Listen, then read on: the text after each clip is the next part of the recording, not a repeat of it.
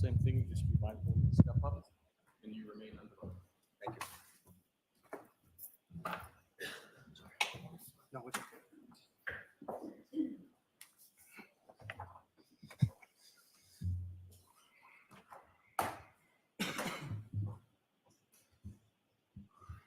All right, Mr. Lally.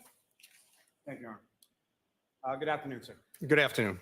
So with reference to this case, this investigation, who, if anyone besides you, created any Cellbrite reports or extractions from any of the phones involved in this case? Other than the AG's office, it was just myself.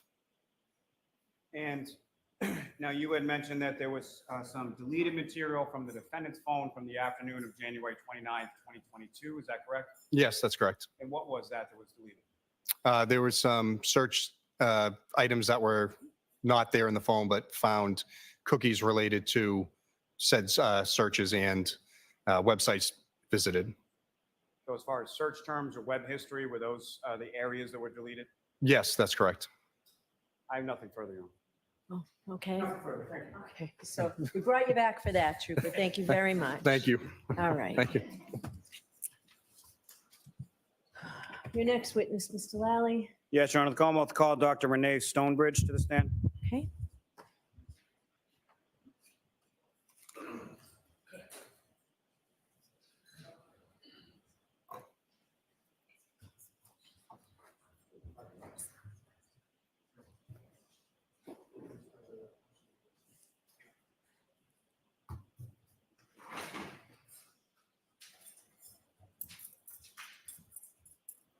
If you could please watch your step, face the clip, and raise your right hand.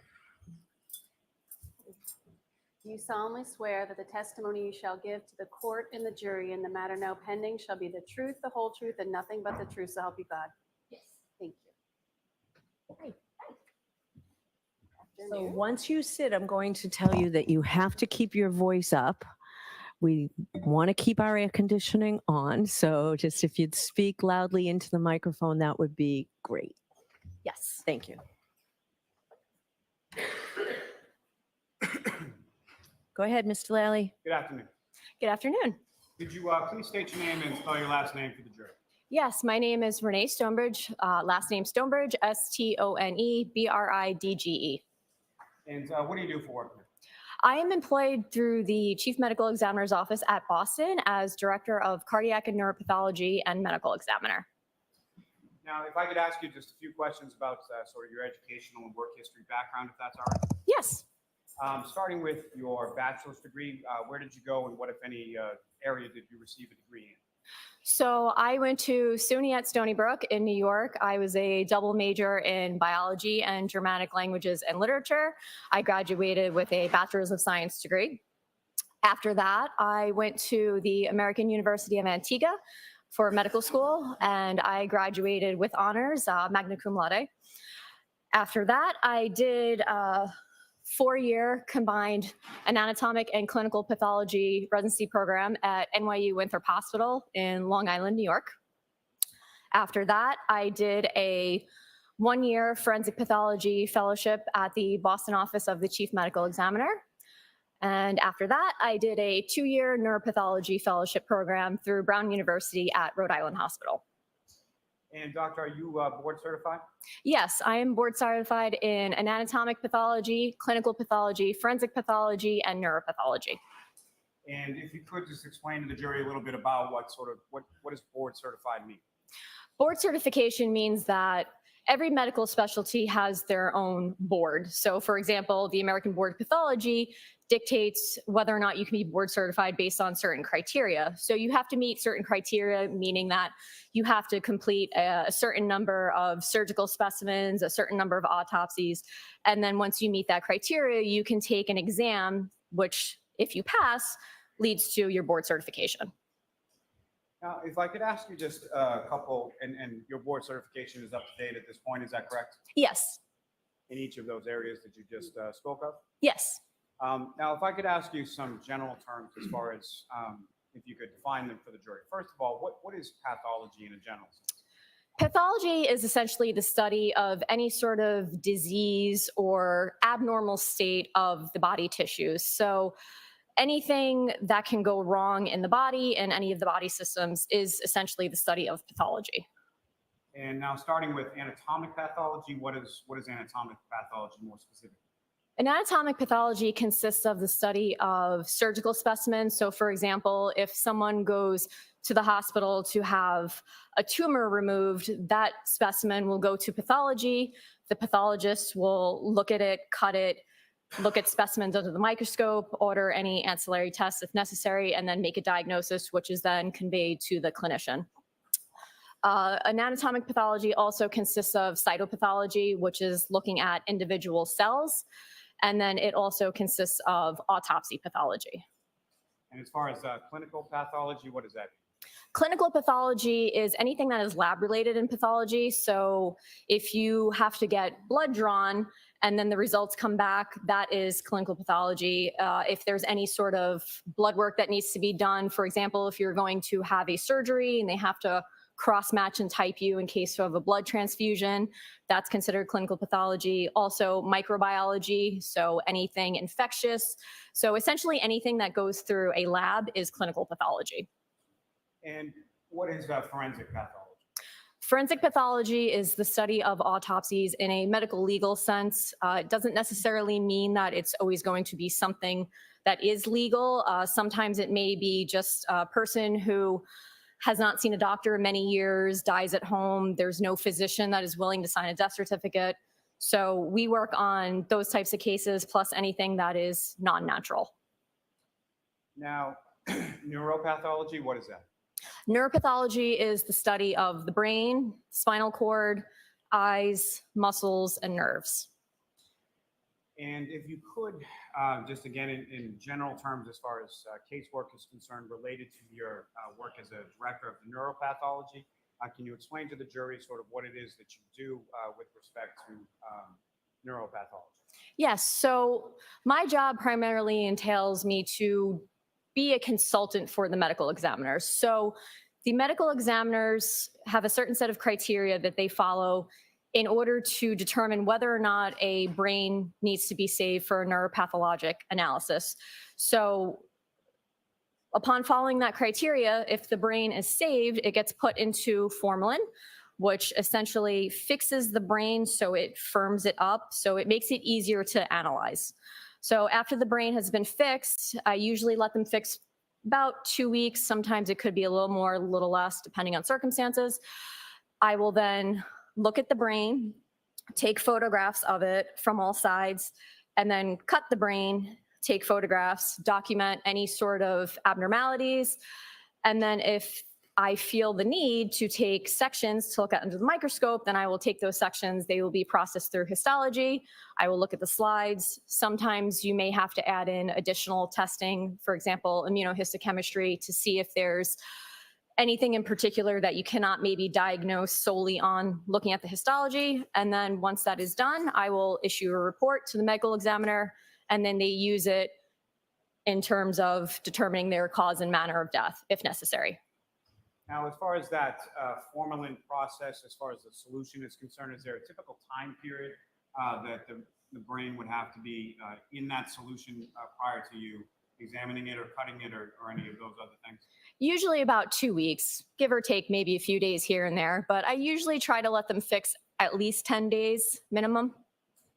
And again, in general terms, with respect to the types of cases that are referred to you, what types of cases are typically referred to you?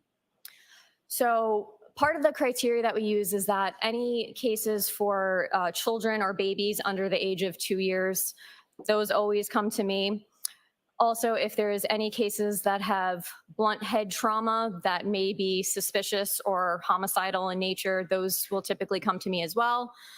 Some of the other cases may be just a difficult neuropathologic entity that a non-neuropath trained medical examiner may not be able to really diagnose.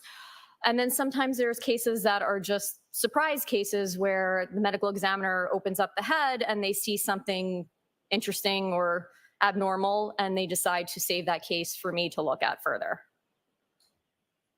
Now,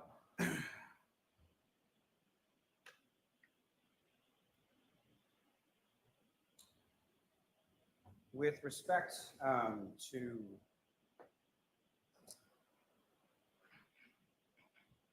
respect to the cases that you do see, at some point did you become involved in analysis or testing of a brain belonging to John O'Keefe? Yes.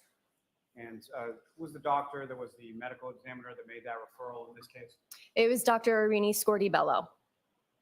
And with respect to your analysis here, obviously you looked at the brain. What, if any, other sources of information did you review or did you look at in ultimately formulating your opinion in this case? So at the time when I was able to cut the brain of Mr. O'Keefe, I had information that was relayed to us from our intake department. So when a case gets called into the medical examiner, it gets taken by the intake department and they're given kind of just a rough summary of the case. I also had the police report, I had the EMS report, I had the medical records from when Mr. O'Keefe was in the hospital. I also had medical records from the primary care physician. I had autopsy photos, and I also had, I believe just refer to my notes here because I had a lot of notes. I also had the inventory and tracking sheets, which are notes created by the medical examiner, and the neuropath request itself. Now, are you familiar with some terms in relation to injuries that you would observe as far as from a neuropathological perspective, as far as injuries being acute, subacute, or remote? Yes. And can you explain to the jury sort of what those are and what those mean? So it depends on circumstances. Acute generally is something that happened within a very short time frame. So when I refer to something as being acute, I usually refer to that as something that's occurring from the time of an injury to maybe a day or so afterwards. As I said, it's variable dependent on circumstances. Subacute is something that has not happened within the last few minutes, few hours, maybe even a day, and maybe something that is now in the process of healing. And then chronic is usually something that has happened a while ago in the past. You may see some sort of evidence of some type of injury in a chronic state. You may also not see any evidence because it may have completely healed by that point. And so from your analysis in this case, how would you characterize, how did you characterize in your opinion from everything that you reviewed as far as the injuries you observed in Mr. O'Keefe's brain? The injuries I observed were acute injuries, meaning that they probably occurred minutes to hours. Now, if I could turn your attention to your findings as far as when you conducted your analysis and your testing in this particular case, what, if anything, did you find as far as injuries to Mr. O'Keefe's brain? So when I look at the brain, what I do is I look at all surfaces from all sides. And one of the things that I look for is anything grossly obvious, meaning anything I can look at the brain and see that there's something there that shouldn't be there. So one of the first things I noticed was a subarachnoid hemorrhage. And subarachnoid hemorrhage is something that occurs when you have bleeding within the leptomeninges. The leptomeninges are a very thin membrane that encase the brain and the spinal cord, and there should not be blood freely floating within the leptomeninges. So if you have a subarachnoid hemorrhage, most of the time, the causes are either a ruptured aneurysm, which is something I would see upon cutting the brain, or some type of trauma. So that was the first finding. Can I stop you there just for a second? Of those taking notes and for our court reporter, could you spell the type of hemorrhage and the membrane? Yes. Subarachnoid is SUBARACHNOID.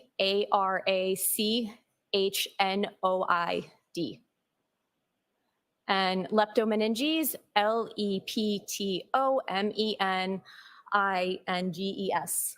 Thank you very much. You're welcome. Now, with regard to anything related to the aneurysm that you indicated that you would have seen, what, if anything, did you see during the course of your review or testing or analysis of Mr. O'Keefe's brain?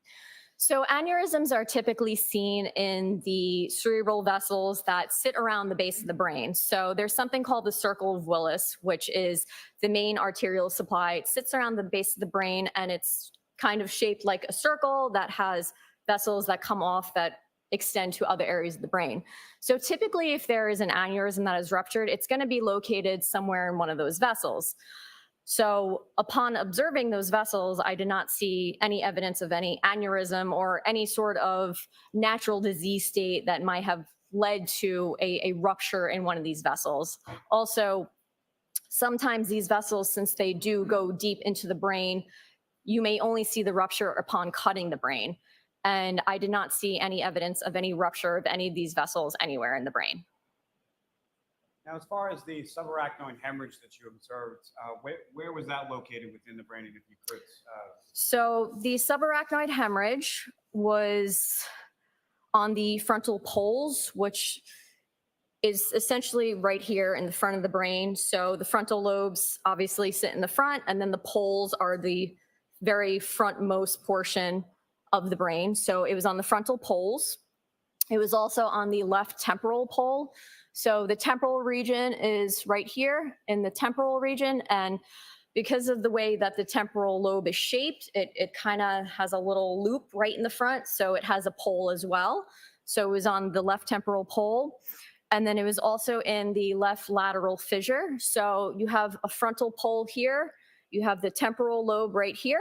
And then the lateral fissure goes kind of in between the temporal and the frontal lobes. So you have the hemorrhage here, and then hemorrhage right there. So it's kind of all concentrated almost in one area. But then there was also hemorrhage of the posterior surface of the right temporal as well. So on this side.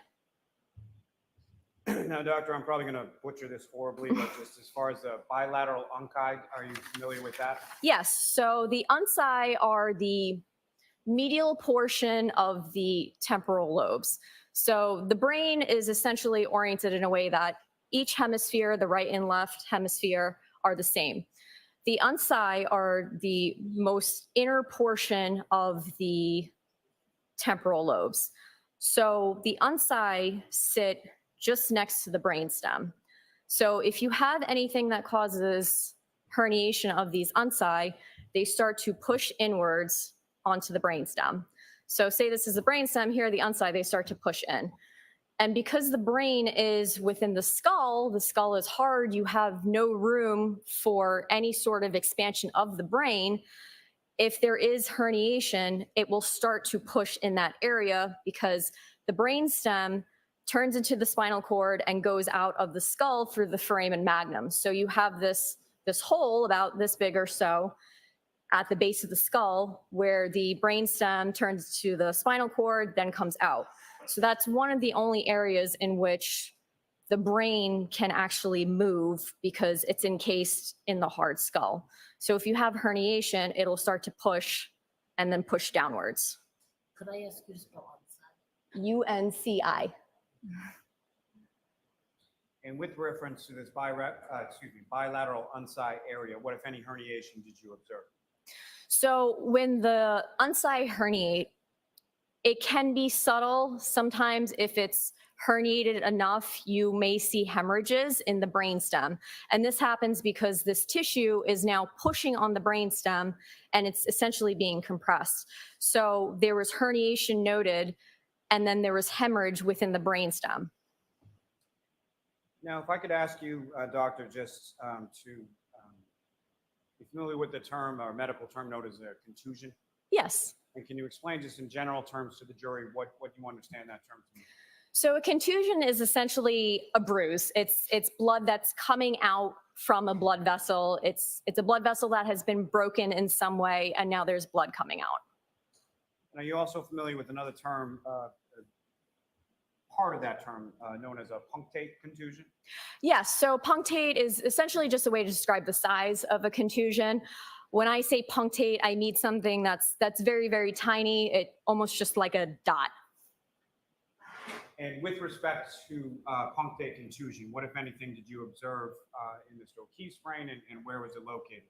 So there were punctate contusions in the frontal and temporal cortices. So frontal, once again, is the front portion right here. Temporal is kind of right behind it in this area. And the cortex is the gray matter of the brain. So it's a thin strip that kind of just goes around the brain. And then the white matter is underneath all that. So in traumatic injuries, you can see punctate contusions or even larger contusions in the cortex. It usually indicates that the brain has been pushed against something, which is now causing these little blood vessels to rupture, hence seeing the contusions because the blood is no longer contained in the blood vessels.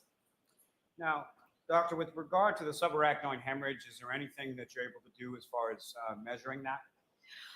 It's hard to measure because it's usually pretty vague. It's not usually something that is a well circumscribed, meaning I could say it starts here and ends here. A lot of times with subarachnoid hemorrhage, because it's sitting in this space that it's not supposed to be in, it can spread. So it may be thicker in one area, thinner in another. So you may have some that may appear just as a very faint hemorrhage, and then some that might be very thick, which you can physically measure. So I usually just give an area where it is and say it's here, it's there, because it's almost like measuring something that has blurred edges. You can't really get a completely accurate measurement. And what, if anything, were you able to observe or measure with regard to the subarachnoid hemorrhage in the area of the left prefrontal lobe? So it appeared thicker in that area, meaning that as opposed to it looking just like a faint red color that should not be that color, it was actually thick enough that it was obscuring the underlying brain parenchyma.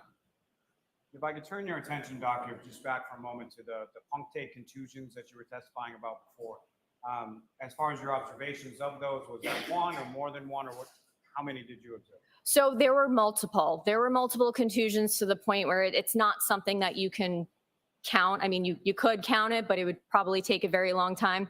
If it had been something like one or two, three, four, maybe a handful, it would probably be something I would say there are 3 here, 4 there, but there were so many that it didn't serve a purpose to count. And the number of those, what, if any, significance did that have in regard to your analysis, your observations, or your opinion? So given that there's multiple, it means that there's enough pressure in the brain that there were many surfaces that were pressing on the bony prominences of the skull, which was leading to a lot of blood vessels rupturing, causing these contusions.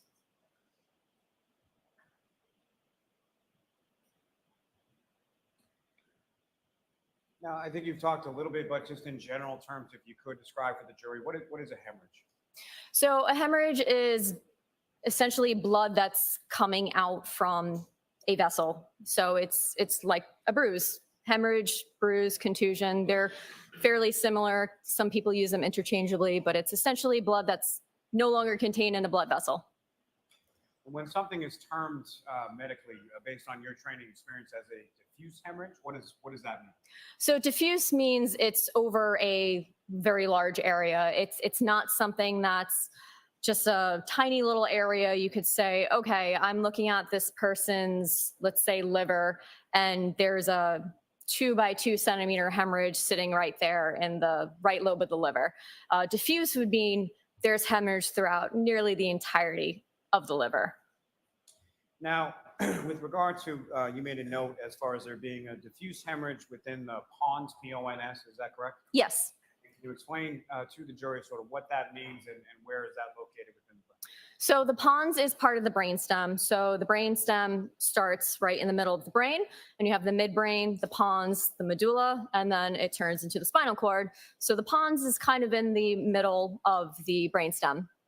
And when you have hemorrhage in the pons, in this circumstance, it was because there was the herniation of those oci, which began moving closer and closer towards the pons, pressing on it, causing hemorrhage, because now the tissue is compressed. The blood is not going to be able to flow in and out freely, therefore hemorrhage. Now, With regard to the totality of what you reviewed in this case in regard to Mr. O'Keefe, were you able to form any opinions to a reasonable degree of medical certainty in regard to the injuries that you observed to Mr. O'Keefe's brain? I was able to determine that these are acute traumatic injuries. I know that based on what I observed and in combination with the autopsy findings, that this is due to some type of trauma.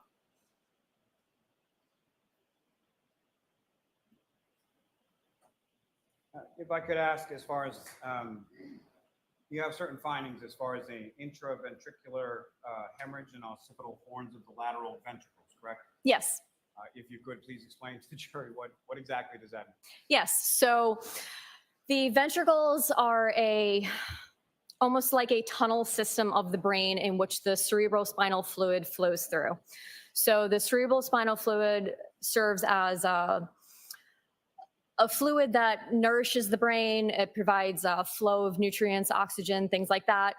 And it starts in the frontal portion of the brain, and then it goes backwards towards the occipital, which is the back. And it also flows downward through the brainstem and then into the spinal cord as well. So the occipital horns of the lateral ventricles are in the back of the head, and having hemorrhage in those areas, in any area of the ventricular system, is usually indicative of some type of trauma. So there should not be blood freely flowing within the ventricular system. Now, Dr. Stonebridge, with regard to your findings, you mentioned that your findings were that the injuries were acute and that the injuries were the result of trauma, correct? Yes. What, if anything, can you say or can you opine as to the mechanism for those acute traumatic injuries? It was something that required some type of force, given that there were skull fractures. I can't say what type of force or how much force, but it was definitely something that caused some type of force, which led to the skull fractures and then the subsequent brain findings. And the brain findings in particular that you made, were those consistent with the fall? They can be, yes. Can they also be consistent with being struck by a vehicle and then going to the ground? Yes, they can be. Thank you, Doctor. I have no further questions, Your Honor. You're welcome. Cross-examination?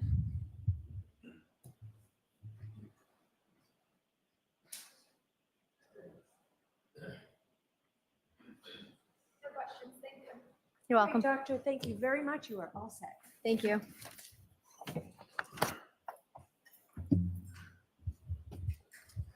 Mindful to step down. Thank you. All right, Mr. Lally, your next witness. Yes, Your Honor, the Commonwealth called Dr. Irene Scorti Bello to the stand. Okay, And Your Honor, as she's coming in, may we approach briefly? sure.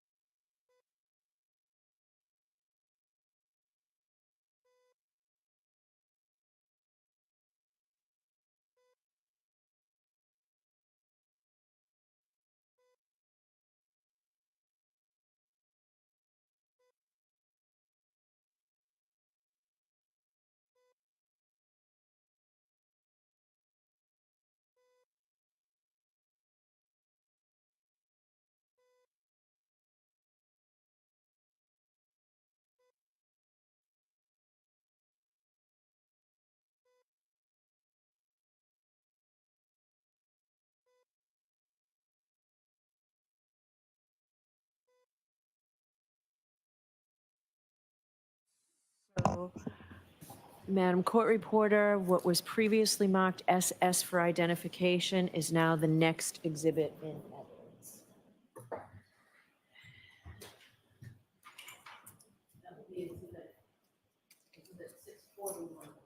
Thank you.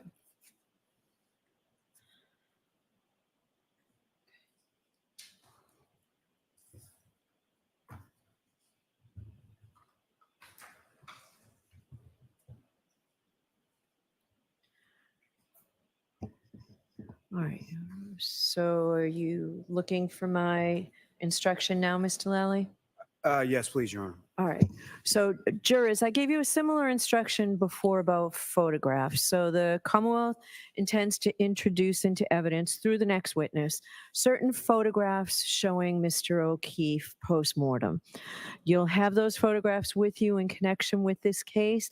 I understand that they will be, some of them will be shown up on the screen, and that's why I want to sort of give you a warning that that will happen. When they come to you as exhibits, they'll be placed in an envelope. You can, look at them briefly. They'll be covered, is what I'm saying to you. So the photographs are not pleasant. They can be described as graphic. And I instruct you that your verdict must not in any way be influenced by the fact that these photographs will be unpleasant, perhaps sad and graphic. The defendant's entitled to a verdict based solely on the evidence and not one based on pity or sympathy for Mr. O'Keefe, which might be occasioned by the photographs. So please consider those photographs only as they draw your attention to a clinical, medical status or to the nature of Mr. O'Keefe's injury or to the nature of the incident itself. Okay. All right. Now your next witness, please, Mr. Lally. Yes, Your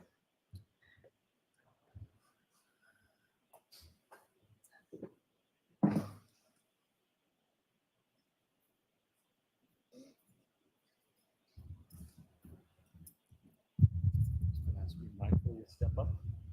You could remain standing, please. Oh, gosh.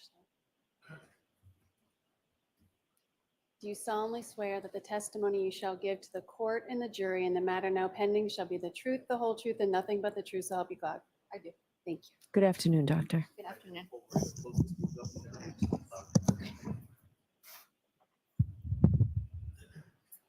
All right, Mr. Lally, whenever you're ready. Good afternoon, Doctor. Good afternoon. Could you please state your name and spell your last name for the jury? My name is Irene Scorribello. My last name is spelled SCORDI-BELLO. And how are you employed, ma'am? I am employed as a medical examiner. And for whom are you employed? I'm employed by the Office of the Chief Medical Examiner for the Commonwealth of Massachusetts. And how long has it been that you've been medical examiner for the Office of the Chief Medical Examiner in Massachusetts? I have been with OCME in Massachusetts since December of 2016. Now, ma'am, if I could take you back and just ask you a few questions regarding your educational background, work history a little bit prior to working at the OCME in Massachusetts. If I could start with your undergraduate work, as far as where did you go and what, if anything, did you receive a degree? I completed a bachelor's degree in microbiology at the University of California. And after receiving that degree, where did you go? I went on to the University of Miami, where I completed my doctorate degree in immunology. And following that, I moved up to New York City, where I went to medical school. I completed 4 years of medical school at the Mount Sinai School of Medicine. And following medical school, I completed 3 years of pathology residency at the Mount Sinai Hospital. And then following your residency at Mount Sinai, where did you go from there? And from there, I went downtown in New York City and I completed a 1-year fellowship in forensic pathology at the Office of the Chief Medical Examiner for the City of New York. And following that 1-year fellowship there, where did you go from there? I worked in New York City until 2016 when I moved here to Massachusetts. Now, are you board certified? Yes, I am. And what are you board certified in? I'm board certified in anatomic pathology and forensic pathology. And if you could explain to the jury just briefly, what does it mean to be board certified and sort of what is entailed in that process? Board certification is actually a voluntary process that a physician decides to go through. It involves completing an accredited program in the specialty of choice. In my case, it was pathology and forensic pathology, and then completing a number of requirements as well as taking and successfully passing exams, and then being able to say that you're board certified. And is that certification at this time, is that up to date? Yes.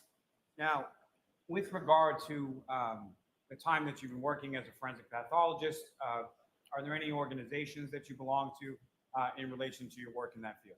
Yes, I am a member of the National Association of Medical Examiners. And that's an acronym as far as name. Name. Is that correct? Yes.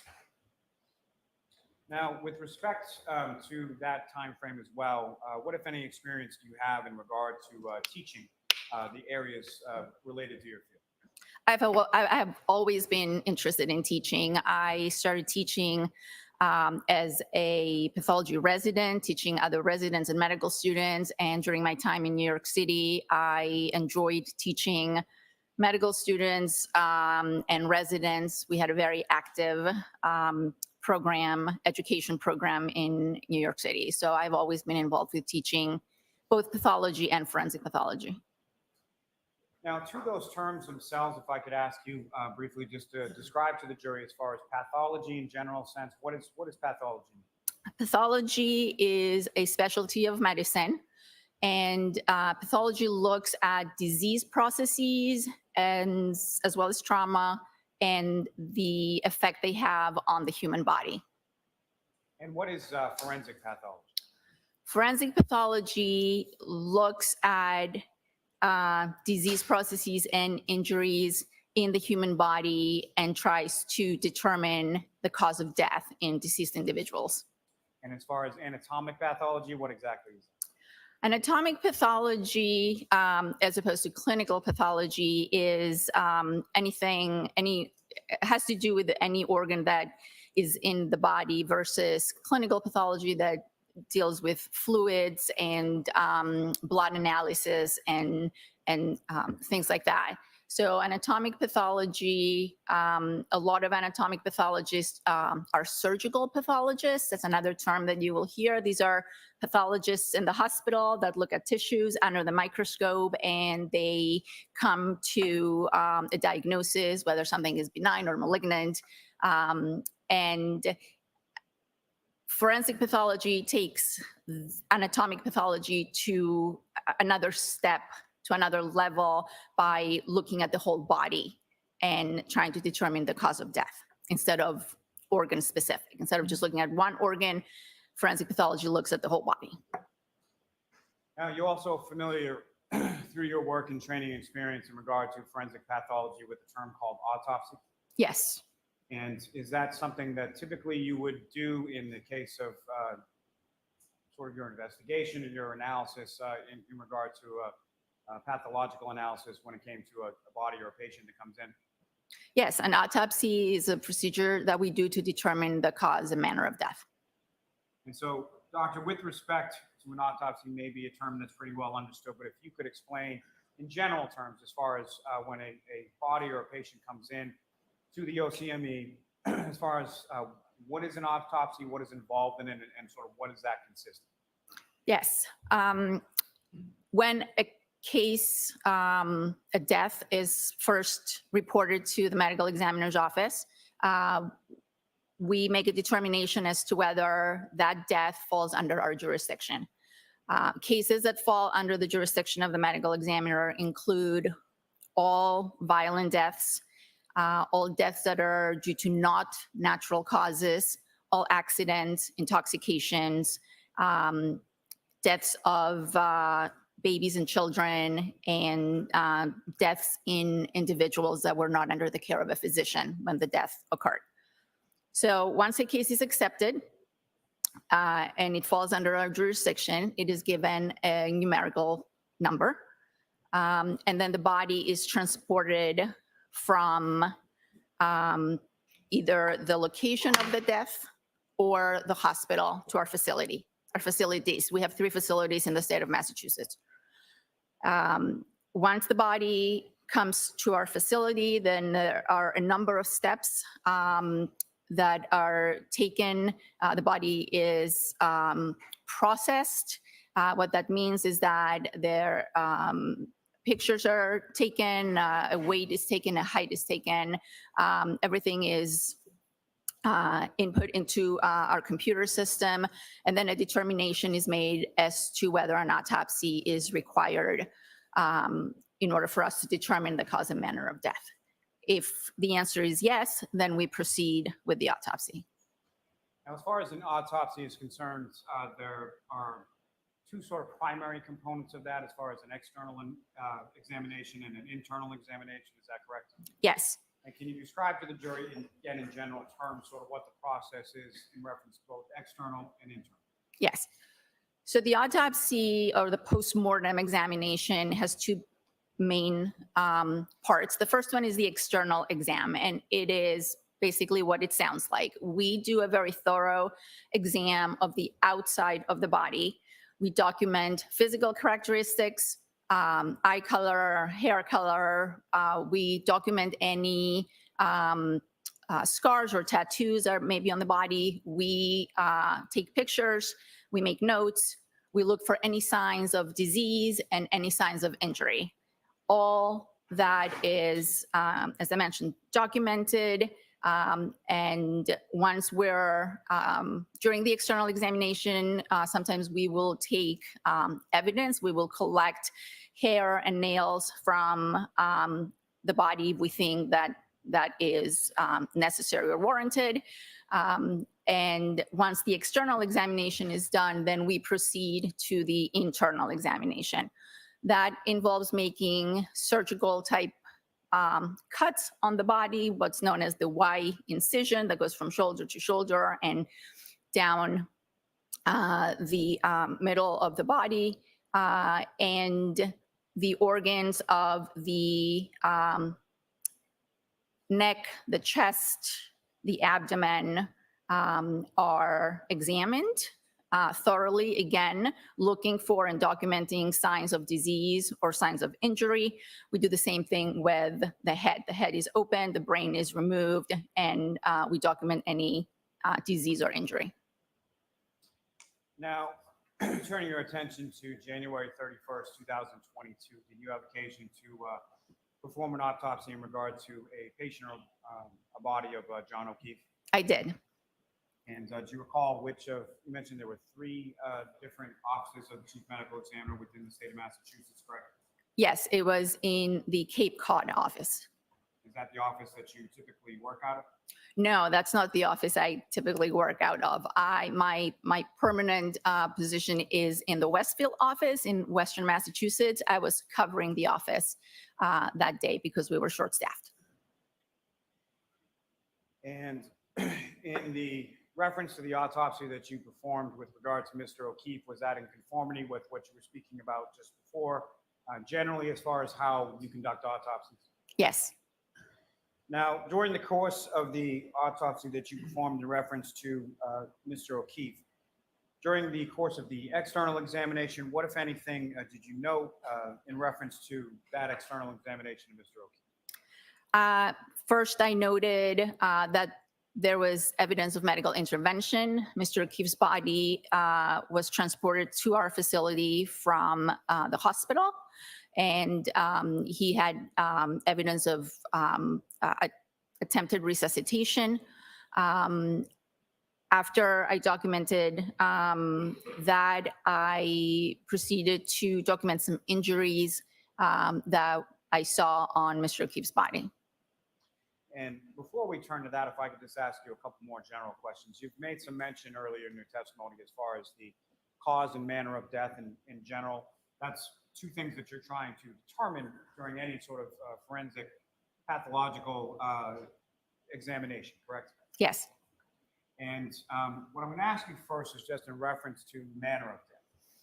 Can you describe for the jury sort of what are the different types of manner of death and how are they sort of classified from a perspective from your office? Okay.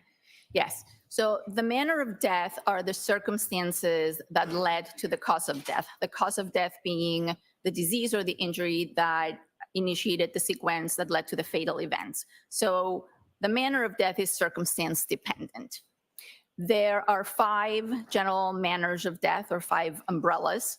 The first one is natural. When we determine a manner of death to be natural, it means that the death was caused exclusively by natural disease. That would be heart disease, liver disease, cancer, aging, Alzheimer's, dementia, etc. The second manner of death is accident. That means that the cause of death was due to an injury or due to an intoxication, either a physical injury or a chemical injury. But the circumstances show little or no evidence that intoxication or that injury was intentional. So most motor vehicle accidents, most drug overdoses, most elderly falls are classified as accidents. The fatal outcome was not intentional. Homicide is a manner of death when there is injury inflicted by another person, but there is evidence that there was intent to cause fear, harm, or death to the other individual. And suicide is due to either an injury or an intoxication. And again, the circumstances and the evidence suggest or point strongly to the fact that that was a self-inflicted, intentional act on behalf of the person with the intent to cause harm to themselves or cause death to themselves. So most hangings, intentional overdoses by prescription medications are classified as suicides. And then we have, one more manner that we call undetermined. Some jurisdictions, they call it could not be determined. That means that evidence pointing towards one set of circumstances or one manner is no more compelling than evidence pointing towards another manner of death. So if we don't have enough information to know whether something, or to be able to determine the circumstances, then we are left with an undetermined manner of death. Now, am I correct in stating that the cause of death is something that's more like a medical determination? Is that correct? Yes, the cause, So watch the leading questions, Mr. Elliott. Sustain. How would you characterize the determination that you make in regard to a cause of death? the cause of death is based on my findings at the time of autopsy, along with any medical information that I may have on that deceased individual. Now, as far as the manner of death, how are you making that determination? The manner of death, as I mentioned, is circumstance dependent. I make that determination based on investigative information that is provided to me by law enforcement, by the people who did the investigation. And what, if any, legal determination are you making as far as when you classify something as either of those 5 categories in a manner of death? I am not making a legal determination. I'm making a medical determination. And so as far as the medical determination is manner of death, specifically when I'm talking about something that could be ruled or listed as manner of death as accident, is that, what if any determination are you making as far as that is concerned? I'm making the determination that the information that I have either shows no evidence or very little evidence that the injury that led to the cause of death was intentional. So I don't have any information to suggest that that was an intentional act. And am I correct in saying that routinely people charged with, say, motor vehicle homicides, it gets classified as a manner of death as accident, correct? Sustained. May I approach, Your Honor? Yes.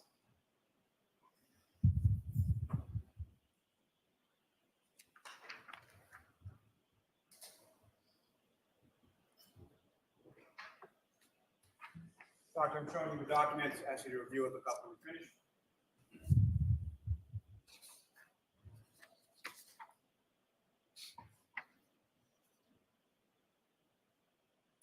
Yes, And do you recognize that document, Doctor? I do. And what do you recognize that to be? This is a copy of the death certificate for Mr. John O'Keefe. That's signed by yourself, is that correct? Correct. And as far as the listing related to cause of death, what did you list as cause of death on Mr. O'Keefe with regard to his death certificate? Cause of death was blunt impact injuries of head and hypothermia.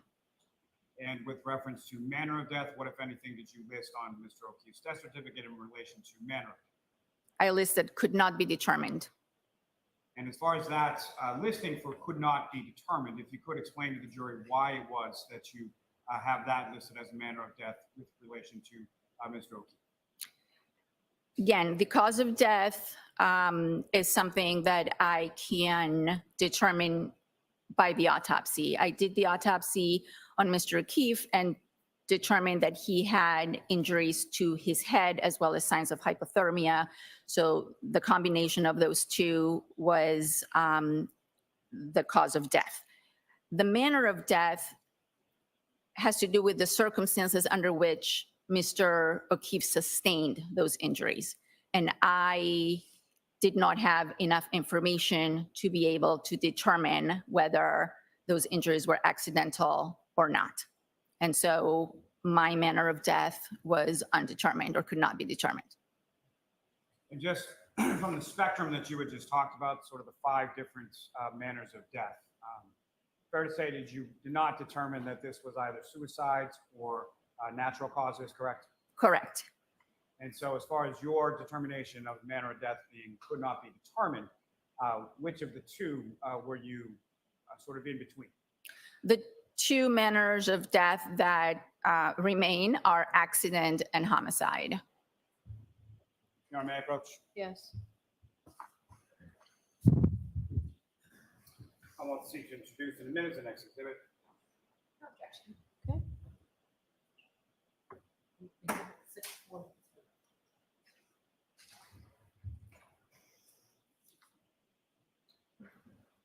Now, Dr. Scortibelli, you had made reference as far as cause of death being a blunt force injury. Is that correct? Correct.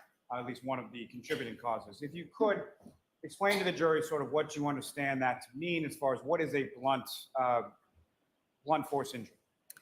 Blunt force injuries are caused by any blunt object. That is a very big category of objects. A microphone could be a blunt object. This bottle, if heavy enough, could be a blunt object. The ground can be a blunt object. So anything that doesn't have a sharp edge or a razor edge, not a knife, not a scalpel, is a blunt object. Blunt impact injuries are categorized into contusions, which are bruises, abrasions, which are scratches, fractures, which are a break in the bone, and lacerations, which are tears in the skin. So when we say blunt impact injuries, we could be referring to any of those or a combination of those 4 types. And all those are the result of impact of the body with a blunt object. Now, we'll get more into specifics in a moment, just in general terms as far as from your external examination of Mr. O'Keefe's body, whereabouts sort of geographically on the body did you observe these blunt force injuries? The majority of the blunt force injuries were to the face and the head, as well as to the upper extremities, the arms. Now, starting with Mr. O'Keefe's head, what was it specifically, or where was it that you observed blunt force injuries to Mr. O'Keefe's head? Okay. I observed a number of different injuries on Mr. O'Keefe's head, starting with his eyes. He had hemorrhage or bleeding on the upper eyelids of both eyes, as well as swelling of the eyes. He had a small laceration, a small tear in the skin on the right eyelid, again associated with the bleeding. He had some abrasions. Abrasions are superficial scratches on the skin on the left side of his nose, I believe. And when I looked at the back of Mr. O'Keefe's head, he had a laceration. It's a tear in the skin that was surrounded, or it was associated with an abrasion, a scrape. Now, in terms of the extremities, and I'll start with upper extremities as far as his arms, what, if anything, did you observe in regard to blunt impact injuries to his arms?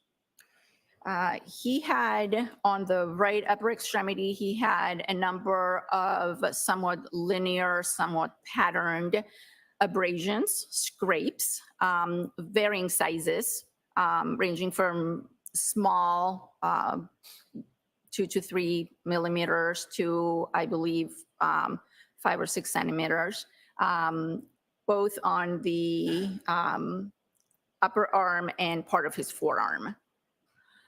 He had some contusions or some bruising on the dorsal aspect of the right hand that I measured and documented.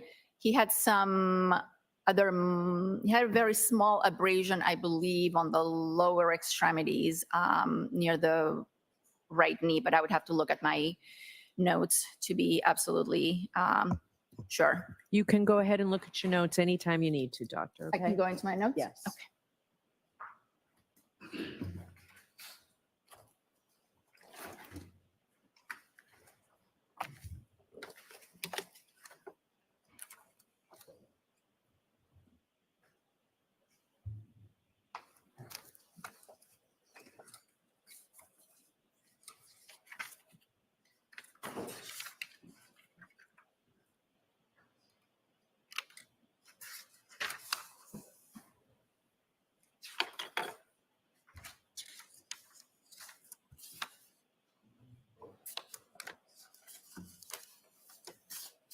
So as far as his extremities, I noted a 3 centimeter superficial abrasion to his right medial upper arm. That would be the medial aspect, would be the inner aspect of the right arm. I noted the abrasions on his posterior right arm and forearm. Those ranged from 3 millimeters to up to 7 centimeters. I noted 2 red contusions on the dorsal aspect of the right hand. Again, that's the back of the hand. A faint abrasion, a faint scratch on the dorsal aspect of the left hand, and a small 0.5 centimeter abrasion on his right lateral knee, on the side of his knee, on the right side.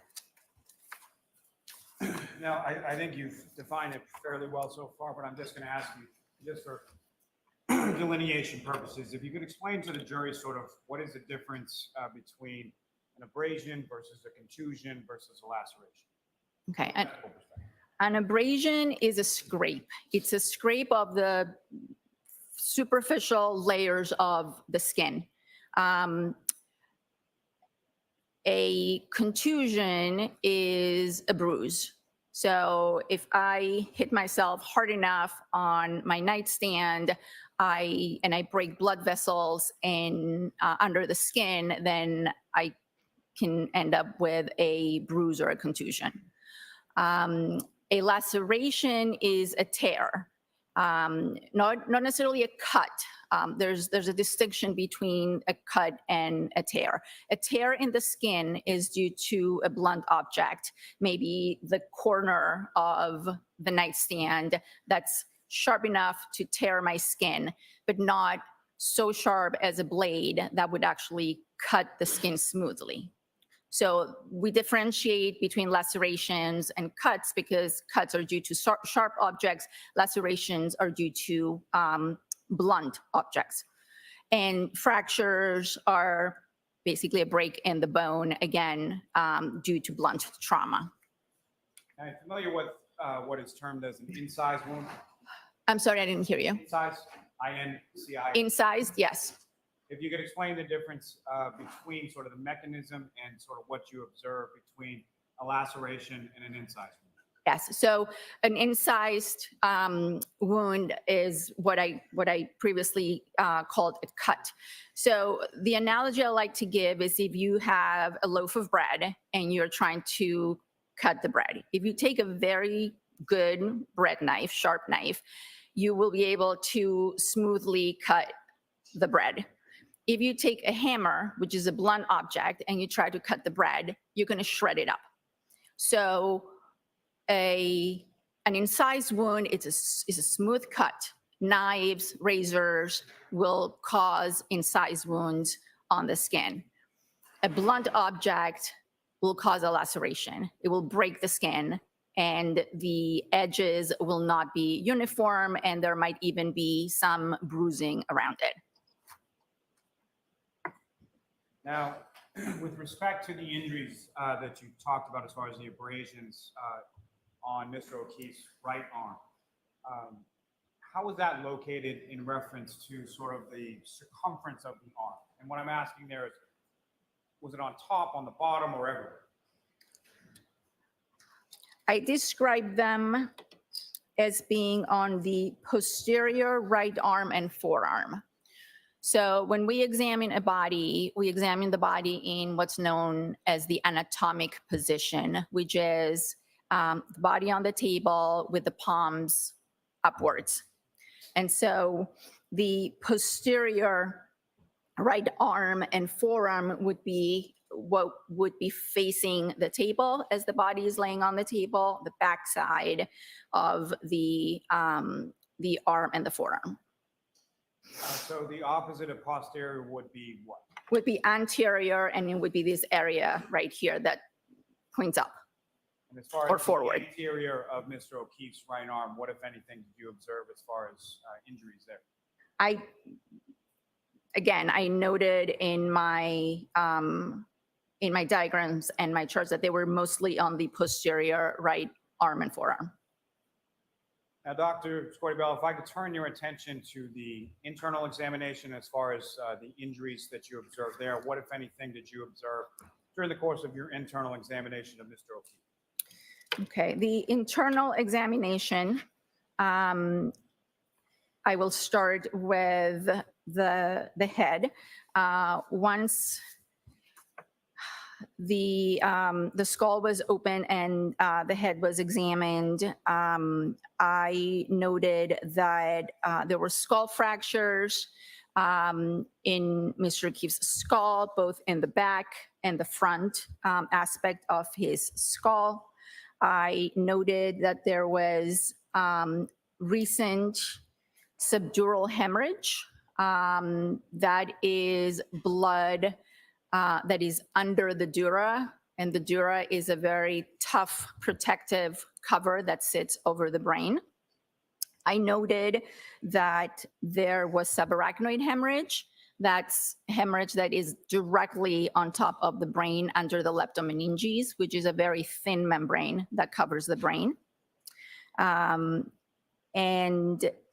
at that point, I removed the brain and I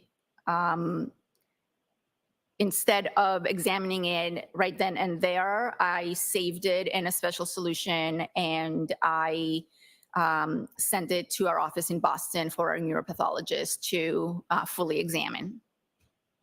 And is it your understanding that a neuropathologist ultimately conducted a fuller examination of Mr. O'Keefe's brain? Yes, And who was that neuropathologist within your office? Dr. Stonebridge. Now, with reference to the head, as far as the skull, you indicated that there were fractures as in plural, correct? Yes. And with reference to the fractures, what, if any, relationship did you know between the fractures that you observed and the laceration to the back of Mr. O'Keefe's head that you spoke about in your external examination? So the laceration on the scalp that I observed was overlying the area of the skull that appeared to be fractured, or at least appeared that the fractures were originating from that point of impact and extending into the rest of the skull. Now, one of anything as far as your observations of the skull on that point in the, I'm sorry, which part of the skull was the originating fracture? This would be on the back of the skull, slightly right of midline. Is that the medical term that that's referred to as? I'm sorry? Is there a medical term that that's referred to as far as the right rear sort of? It's the right occipital. And what, if anything, led you to that opinion that that was sort of the originating source of the multiple fractures in the skull that you observed? Again, observing or looking at the skull fractures and their pattern, there appeared to be a central point with fractures radiating or originating from that central point and going into other parts of the skull. Now, in reference to that laceration in the area of the originating fracture in the back of the skull, what, if anything, did you determine in regard to impact in regard to that area of the head? Well, the laceration along with, so the tear in the skin along with the scrape, because they were adjacent, are both evidence of blunt impact. So I knew at that point that Mr. O'Keefe's head had come in contact with a blunt object. Would that be sort of the point of impact between the blunt object and Mr. O'Keefe's head? Right. Now, with reference to the fractures that you would observed, how extensive were the fractures that you observed, the multiple ones? Well, there were multiple fractures. So by definition, multiple fractures in multiple chambers or parts of the skull. So I would say they were extensive.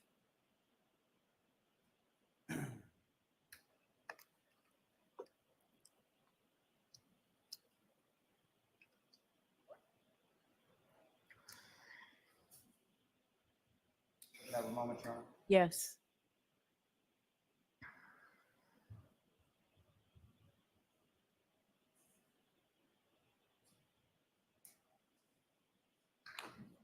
Now, when you're conducting this internal examination, is there sort of a division of the body that you're doing as far as what you're examining and in what order and sort of things that you're looking at from the internal examination?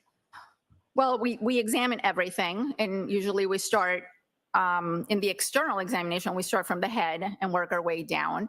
During the internal examination, we're doing two things at the same time sometimes. And so I start with the chest, move to the abdomen, and then the pelvis, while at the same time, we're working on the head.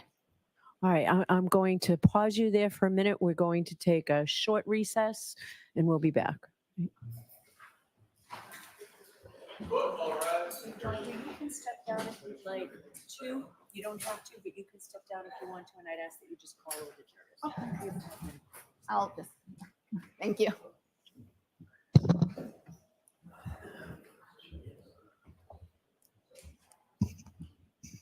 I'll see counsel at sidebar.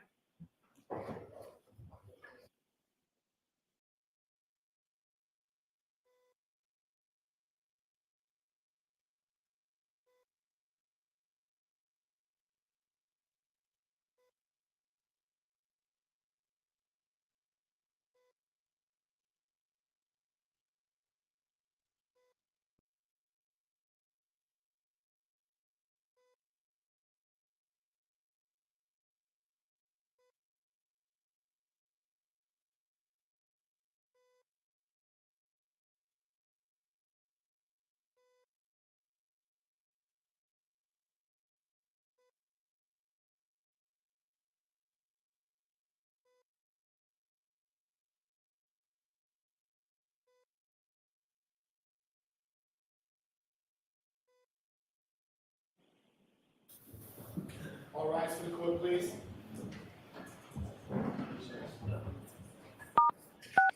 You are muted.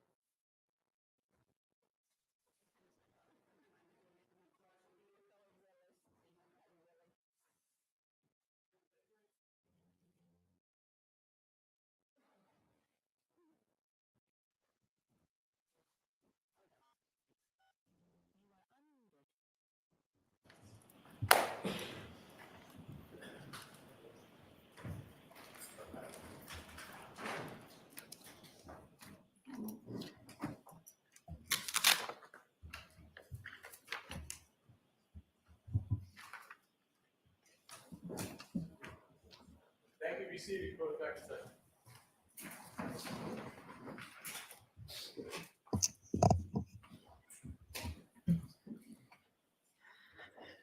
All right, Mr. Lally? Thank you. Now, doctor, as far as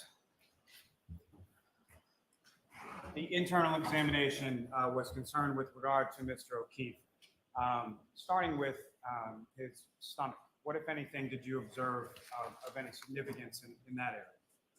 I observed that there were some small hemorrhages, small areas of bleeding in Mr. O'Keefe's stomach. And are those described in medical literature as a specific type of spot? They are they have a name. They're called Wisniewski spots. Wischnewski,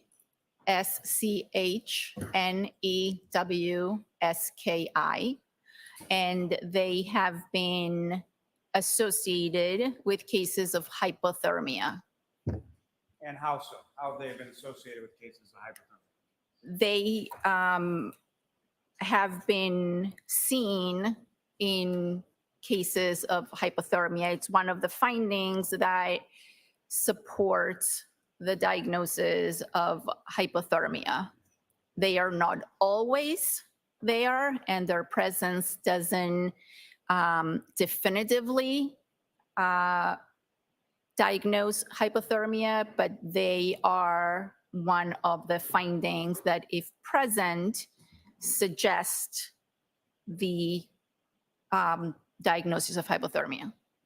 And based on your training and experience, and based on other types of literature that you've reviewed in regard to hypothermia, what is, as far as these Wisniewski spots, and thank you very much for saving me from saying that until after you had said it.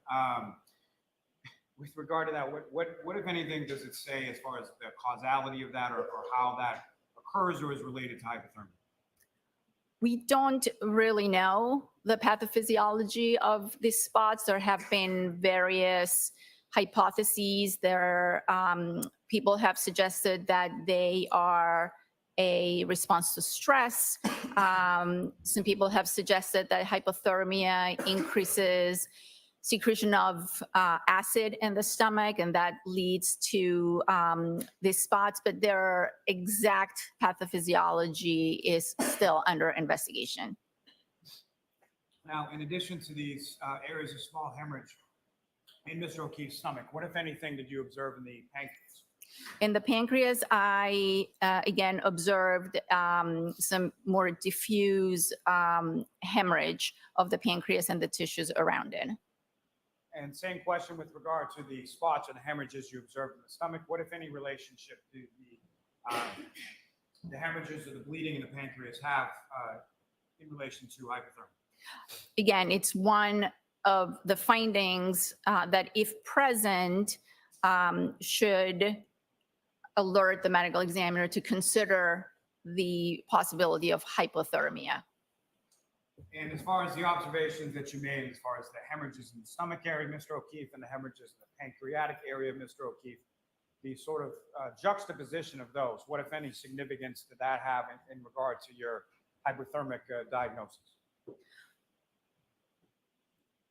When the case was called into our office and when we accepted the case, it was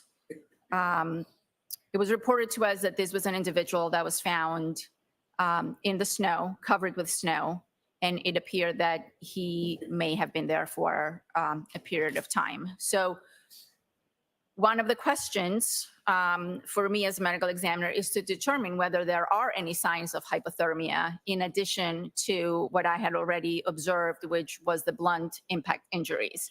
And the combination of the gastric, the stomach, and the pancreatic hemorrhages strongly suggested, given the circumstances and how the body was found, that hypothermia did in fact play a role in his death. Now, probably should have asked this first as a precursor, but when you use the term hypothermia, what do you understand? What does hypothermia mean from a medical diagnostic? Right, hypothermia is a term used to describe low body temperature. By definition, 35 degrees centigrade or below. And there are levels of hypothermia, from mild hypothermia to severe hypothermia. It just basically means the body is losing heat faster than it can generate it. And typically, what would be the sort of core body temperature that would determine someone is hypothermic versus not? We're usually at 98 degrees or 37 degrees centigrade. So anything higher than that is considered a fever or hyperthermia. Anything lower than 35 degrees centigrade or 95 degrees Fahrenheit is considered hypothermia. Now, if you could explain to the jury sort of a little bit about the type of diagnosis that is involved in hypothermia, and sort of what other sort of types of information you would be looking at in order to make that diagnosis. Hypothermia is a difficult diagnosis to make, and sometimes it's a diagnosis of exclusion, meaning that all other possible causes of death have been ruled out and you're left with hypothermia. So a body that is found in the snow or in a cold environment and has a core body temperature of 85 degrees and is unresponsive or asystolic, meaning that there is no heart activity, could be a hypothermic death, or it could not be a hypothermic death. And it's up to us to determine by doing the autopsy what other factors are at play. So the example I like to give is a person with severe coronary artery disease goes out to shovel their driveway, suffers a heart attack, and drops to the ground and is dead within seconds. And no one discovers their body for a few hours during the storm. When they're found, they're asystolic, their core body temperature is 80 degrees, but the autopsy shows another reason for their death. It shows a massive heart attack, which is what killed them. They just happened to be outside after they died and they lost heat and their body temperature dropped. Doesn't mean they died from hypothermia. However, if you take a person, an elderly person, or any person, an intoxicated person, a person who is intoxicated with drugs, that goes out into bad weather, gets confused, loses their direction, isn't able to get to shelter, and they die, their body temperature starts to drop, they get more disoriented, they get more confused, their organ systems start to shut down, and eventually they die from hypothermia. So that person will also be found in the snow with a core body temperature of 80, 85 degrees. But when we do the autopsy, if we see those gastric hemorrhages, if we see that bleeding in the stomach, if we see the bleeding in the pancreas, if we look at their toxicology and we see that they were intoxicated with multiple substances, then we can determine, or we can opine, that the cause of death was at least partly due to the hypothermia, because they were still alive when they started losing heat, as opposed to someone who had the heart attack and was already dead when they started losing heat from the body. Doctor, when coming to your opinion in relation to the cause of death of Mr. O'Keefe, in addition to your autopsy, your internal, your external examination, what, if any, other materials were you provided, and what, if any, other materials did you review in relation? I was provided with a police report, an investigative report. I was provided with some of his prior medical records. I was provided with records from the hospital where he was first taken by emergency medical personnel. And during the course of the autopsy, of course, I forgot, I didn't mention this. We also, during the autopsy, collect fluids from the body that are sent to the lab for toxicologic analysis. And after a few weeks after the autopsy, we get a report from the toxicology lab. And in this case, I looked at the toxicology report. As I mentioned, all the information from the investigators, the autopsy findings, the neuropathology findings, and came to a conclusion as to the cause. Now, as part of the documentation that you received from the investigators, did that include photographs of the scene as well? Yes, it did, some photographs. Turning back to the toxicological findings that you received, what, if any, indication did those findings have, or did they indicate in regard to blood alcohol concentration with regard to Mr. O'Keefe? Mr. O'Keefe had alcohol in his system, and I do believe, I don't have the toxicology in front of me, but in his blood at the time of autopsy, the level was 0.21 grams per deciliter. Now, contained within those toxicology findings, there's also something listed as a vitreous humor, is that correct? Yes. And can you explain to the jury sort of what that is, where that sample is taken from, and why? Yeah, that sample, the vitreous humor, is taken from the back chamber of the eye. It's one of the routine samples that we take in addition to blood from the body and urine. And it's, again, used to look for the presence of different drugs. In cases of alcohol intoxication, sometimes we will get a value for the vitreous, and sometimes that value might not be exactly the same as the value that we get for the blood. It gives us an idea of where in the curve of alcohol metabolism, the individual is. And so, based on sort of the disparity between the vitreous humor level and the, I'm sorry, I may not have asked, what was the level in the vitreous humor? I believe it was higher.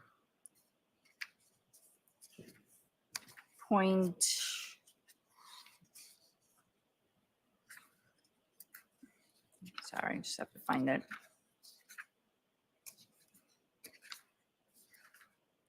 think it was 0.26. I'm sorry, I can't find it in these notes. I don't know if you have the, John, may I approach? yes.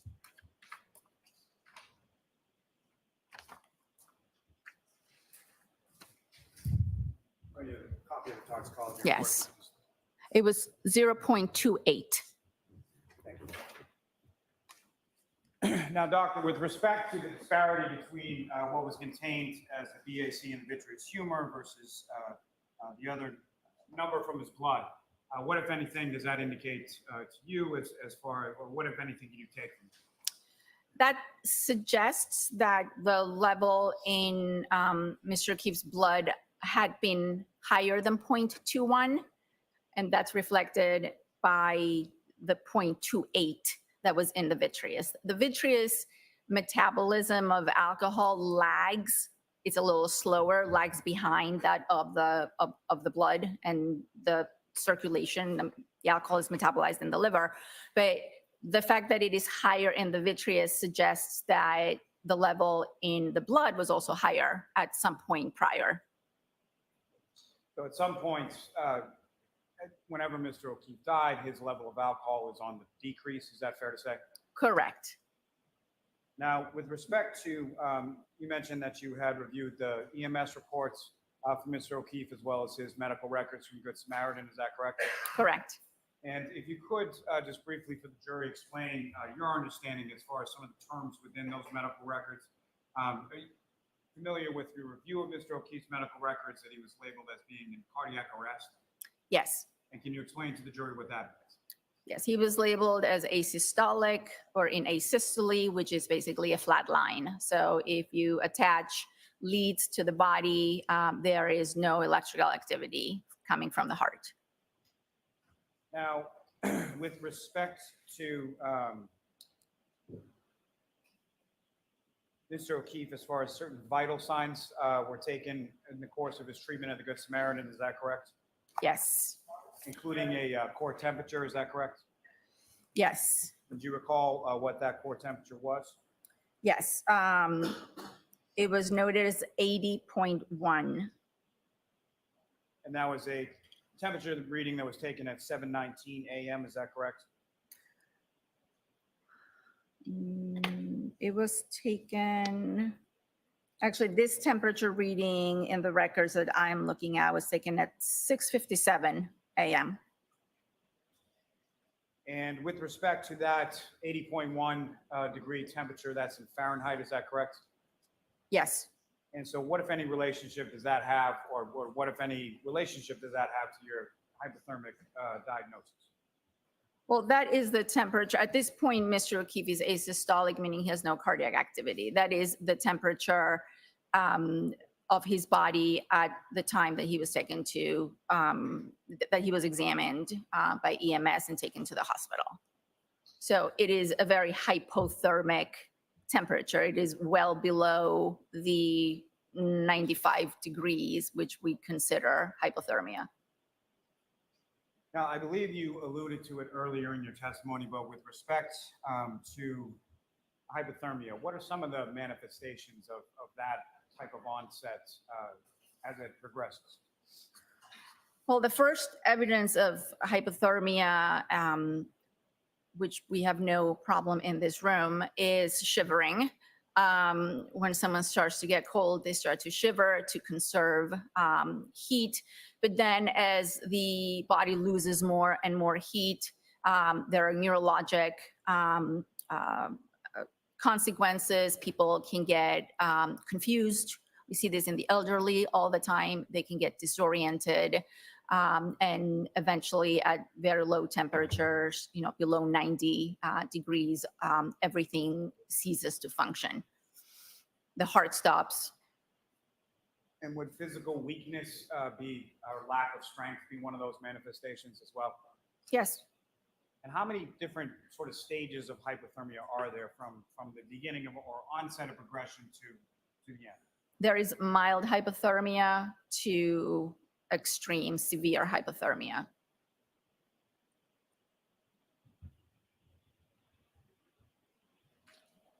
If I may have a moment, John. Yes.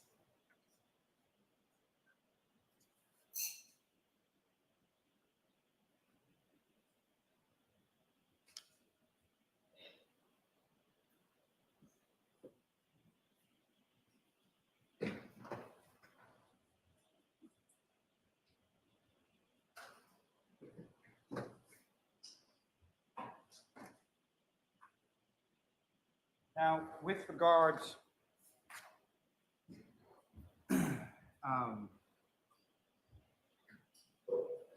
as far as the type of clothing that someone is wearing when they're outside in these types of conditions, what, if any, relationship would that have with regard to the quickness or the rapidity of the onset of hypothermia? Clearly, the more layers someone has, the slower they will lose heat from their body. The fewer layers, the faster they can become hypothermic. And what, if any, information did you have as far as how Mr. O'Keefe was dressed when he was found in the snow on the morning of the 29th? The information that I was given stated that he was wearing a pair of jeans and a long sleeve shirt. Now, with respect to someone as far as that hypothermia onset and the rapidity of it, what, if any, relationship would the condition of the clothing? What I'm asking there is more sort of the dryness versus wet clothing. What, if any, relationship with that? Well, again, wet clothing or wet conditions will speed up the rate at which the body loses heat. Now, lastly, with regard to this area, Doctor, in regard to Mr. O'Keefe having sort of alcohol on board in his system at the time that hypothermia onset, what, if any, relationship does that have in respect to the onset of hypothermia and the rapidity of that? Alcohol intoxication, it has been shown to inhibit some of the mechanisms that the body uses to maintain heat. So it's definitely a factor that is a negative factor when it comes to hypothermia. May I approach? Yes.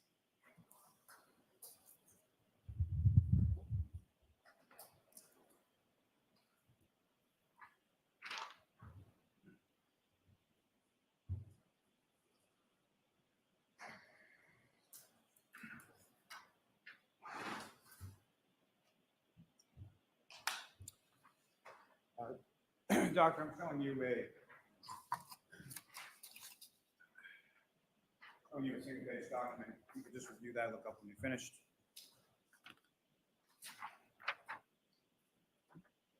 And do you Yes. recognize that, Doctor?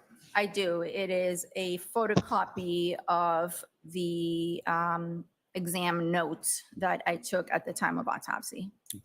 Does that also contain a body diagram with relation to your notes as far as where you observed injuries on Mr. O'Keefe? Yes. Your Honor, may I approach? Yes. I'm off the seat to introduce the witness next exhibit. No objection. Thank you. And Your Honor, with the court's permission, if we could publish that for the jury at this time. Okay.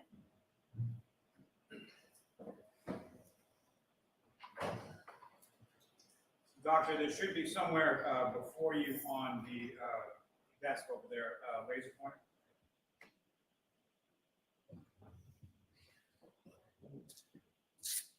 Coming, if you could, enlarge that just a bit, if you could focus in sort of the top and the head area.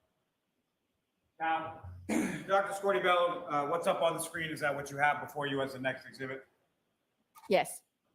And on this, as far as the examination that you conducted, that also included certain measurements as far as height, weight, things like that, that you did with regard to Mr. O'Keefe's body, correct? Correct. And if you could, what did you record as your measurements for both height and the weight of Mr. O'Keefe? He was weighed by our staff as 216 pounds and measuring 73 inches, which is 6 feet 1 inch. Now, Doctor, if you could, using the laser pointer before you, direct the jury's attention to starting with the front or the facial area and then to the back of the head, but just with reference to the head area, directing their attention to what, if anything, you observed in the area of the head of Mr. O'Keefe. In terms of injuries, Yes. would like me to point out the injuries. So as I mentioned, there were ecchymosis, that's another word for collection of blood under the upper eyelids. On Mr. O'Keefe, the ecchymosis on the right eyelid was also associated with a very small laceration. Then there was an abrasion on the left side of the nose. And then on the back of the head, there was a 3 centimeter laceration. So this is the right side. It would be towards, the back lower side on the right side of the head. And that laceration on the black lower side, or right side of the head, is that in the same area that you observed what you described as sort of the originating skull fracture? Yes, when the scalp was reflected, there was bleeding under the scalp in that particular area. And then when the skull was opened, that's the area that appeared fractured and appeared to have other fractures originating or radiating from it. Ms. Gilman, if you wouldn't mind scrolling down just for the in the middle of the torso.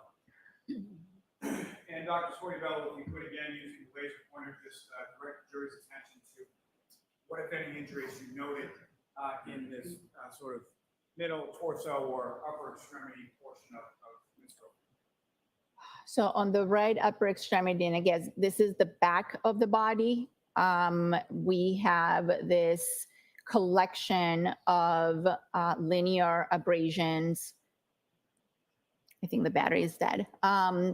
That measured up to 7 centimeters and extended from the upper arm down to the middle of the forearm. If I could interrupt you for 1 second, may I? Thanks. This would be the abrasions. Ms. Gilman, if I could ask you to scroll down for the lower extremities. Again, Dr. Scorbello, if you could, again, using laser pointer, direct the jury's attention to what, if any, injuries you observed on the lower extremities in regard to Ms. Cook. The lower extremities didn't have a lot of injuries. There was a small abrasion on his right knee area on the side. And if you don't mind pushing the diagram just a little bit more up to see the hands, there were some contusions or some bruises on the dorsal aspects of the right hand and some very faint bruise on the left. Thank you, Doc. Ms. Gilman, you can take that down. Nora, may I approach again? Yes.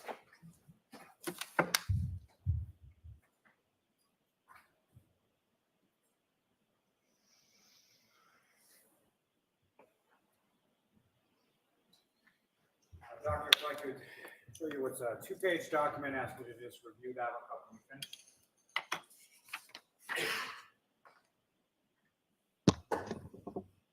Yes, And do you recognize what that is? I do. And what do you recognize that to be? These are copies of diagrams that I used at the time of autopsy to document some of the injuries on the face and the skull. May I approach again, Your Honor? Yes. I'll multi seek to introduce in the minutes the next exhibit. Any objection? No objection. Thank you.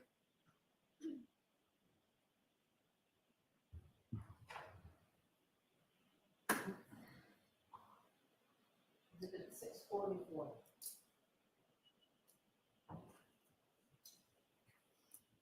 And Your Honor, may I return that to the witness? Yes. With the court's permission, if we could publish that for the jury. Okay.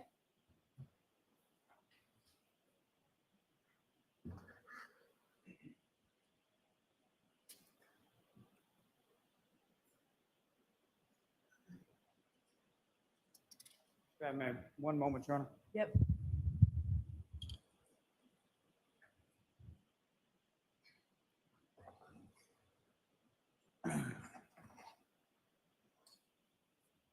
Okay, Dr. Scorbello, do you recognize what's picked up on the screen is the next exhibit before you?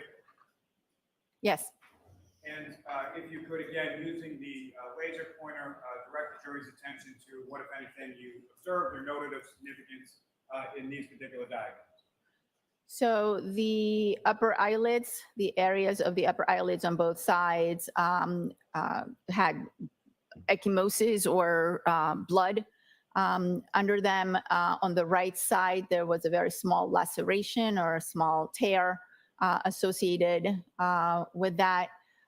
Both eyes had some swelling to them. And then on the nose, there were 2 abrasions, 2 scrapes. One was small at 0.5 centimeters. The other one was 1 centimeter, and it was linear. And I noted them right there. Come in, if you could scroll down a bit. And again, from the bottom right diagram for you, Doctor, if you could use the laser pointer, direct the jury's attention to what, if any, injuries of significance you noted in that portion of the diagram. This is the area where I noted the laceration to the scalp. I noted something called tissue bridging, which is a morphologic feature of of a laceration is what makes it different from an incised wound or from a cut, because again, the skin is crushed and now it's more irregular. The edges are more irregular. And then above that laceration, I noted that there was a scrape as well associated with it. So that was one injury. In this moment, if I could have the next page of that. Doctor, if I could direct you to the next page of that exhibit before you. And Ms. Gilman, if you could, thank you, really sort of enlarge on the top left diagram. Yes. Now, Doctor, before we get into the diagram that's up on the screen, if I could ask just a bit more, if you could expound upon when you use the term ecchymosis, what exactly does that mean in specific reference to the area of the eyes? Ecchymoses are a word that we use to describe bruising.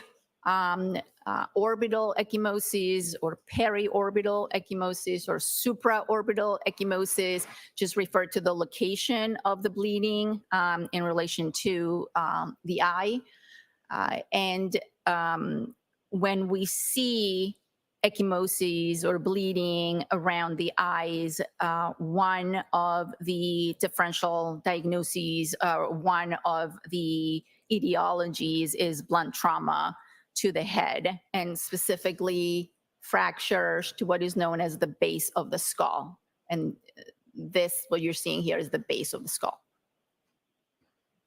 Now, Doctor, if you could, using that diagram up on the screen, explain to the jury, when we asked first, as far as were you able to formulate an opinion to a reasonable degree of medical certainty as to how the injuries within the skull and the brain interacted with each other, in particular interacted also with the ecchymosis that you're describing in the orbital region? So the injuries inside the skull, this is the base of the skull. This is, think of it as the tray where the brain would be sitting on top. The brain has been removed and now we're looking at the bones. Right here is where I noted the skull, one of the skull fractures to be originating or starting with fractures. These are linear fractures that are extending or radiating from this one point of impact. This is known as the posterior fossa of the base. These two chambers are known as the middle cranial fossa, and this area is known as the anterior cranial fossa. As you look at this, the eyes would be sitting back here. So the eyes are actually very intimately associated with the anterior cranial fossa, which is very thin, and the bones are quite thin and friable. So an impact to the back of the head as was in this case, because we do have a laceration and we do have an abrasion. So we know that the head impacted something blunt with enough force to break the skull and enough force for those fractures to propagate or radiate into the middle cranial fossa and also the anterior cranial fossa, which is the front chambers of the base.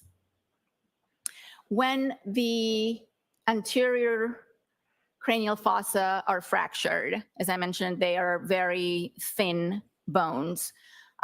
Blood can seep from this area into the soft tissues and manifest as hemorrhage or bleeding or a contusion or an ecchymosis around the eye when you look at the person face, when you look at their face. So it is a well-known fact that fractures to the base of the skull can present with orbital ecchymosis, and that particular manifestation has a name. It's called raccoon eye because it resembles I guess, what raccoon eyes look like. But emergency room physicians are always very alerted to any hemorrhage and any bleeding around the eyes, because it could signify, or it could mean that there's a much bigger injury inside the skull, and that is not just some bleeding around the eyes, that it actually is associated with a skull fracture. So the ecthymosis itself, as far as the sort of drainage or seepage of blood, that's what causes the eyes to sort of swell up, is that correct? Correct. And Doctor, if I could ask you with reference to, if you could illustrate with the laser pointer on the diagram up on the screen, as far as the subarachnoid hemorrhage, subdural hematoma, as far as the bleeding within the brain, what, if any, impact that has on the skull as far as the fractures are concerned, or this building up of pressure itself? Subarachnoid hemorrhage is a thin layer of hemorrhage on top of the brain, directly on top of the brain under the leptomeninges. The main effect, or I guess one of the effects that subarachnoid hemorrhage has, is that it is very irritating to the brain and can lead to seizures. Subdural hemorrhage is hemorrhage that is due to veins in the dura, that very tough protective cover on top of the brain, that are broken and leak blood into the space between the dura and the brain. That kind of injury, given enough time, you can have accumulation of the blood, and it can cause significant shift into the brain. That's not something that we had here. Here we had some subdural hemorrhage, but not enough that it was what we call space occupying, but it was present. So it was due to bridging veins in the dura being injured from the trauma, from the fractures. And in terms of the effect that all these injuries have, the subdural and the subarachnoid and the skull fractures, anytime the brain is injured, it responds by swelling. And the skull is a closed space without the ability to expand, unlike the skin, where you can have a bruise or a significant amount of blood accumulate under the skin. In the skull, once the brain starts to react to the injury and it starts to swell, there's nowhere to go except for down. And that's the foramen magnum. That is the area where the brainstem and the spinal cord will run out.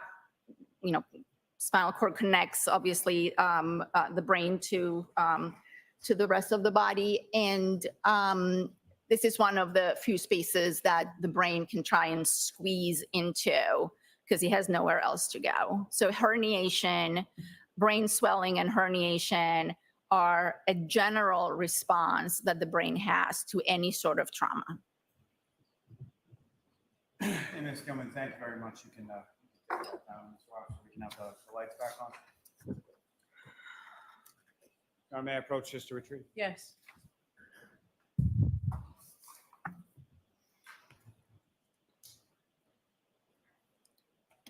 Now, Doctor, with respect to the head injury, specifically the fracture, what, if any, opinion can you give or can you say in regard to the type of force or amount of force necessary to cause the fracture to the skull that you observed with regard to Mr. O'Keefe? I can't really give you a number. I'm not a physicist. I can tell you that the skull is a pretty thick bone. It takes considerable amount of force to fracture the skull. So that was a pretty considerable impact. Now, with respect to the injuries to Mr. O'Keefe's head and the onset of hypothermia, what, if any, opinion do you have with regard to the timing of those respective to each other? Well, I do believe the injuries, the blunt impact injuries were sustained first. These are not injuries that are immediately lethal. This is not something that would cause death in seconds. And therefore, Mr. O'Keefe may have been incapacitated by the injuries or knocked out, if you will, and was not able to get himself into a warmer environment, and therefore hypothermia set in, given the environmental conditions and given the clothing on the body, or the lack of clothing, I should say, no big jacket or anything like that. Now, when you say something as far as some type of injury being immediately lethal, can you give an example of that? The one that forensic pathologists like to use is a gunshot wound to the head that goes from one side to the other, disrupting the neural systems of the brain and causing the person to immediately drop and die within seconds or milliseconds. This is not that kind of injury. This is an injury that took a little bit of time to develop, as is manifested by the fact that we have some bleeding, which means that the heart is still pumping and blood is still coming out of the vessels. And so I guess to that point, as far as what was it from your examination and your findings and your review of sort of the overall materials that leads you to believe that the head injuries happened prior to hypothermia setting in? Again, the findings of hypothermia, the blunt impact injuries, if someone is, it's not completely out of the realm of possibility that someone becomes hypothermic and then falls as a result. But the hypothermia would continue along with, you know, the brain injuries that took some time to develop. So in my opinion, I believe the impact, the injury to the head came first. Mr. O'Keefe was most likely incapacitated or unable to move into a warmer environment, and then the hypothermia set in. And if you can, what, if anything, can you say as to the sort of, in contrast to sort of the bullet to the head or the instantaneous death, what, if anything, can you say as to the time that this would take to manifest itself as far as the injury to the head and the hypothermic state? Again, I can't give you specifics. I would say this was definitely in the matter of minutes, many minutes or hours.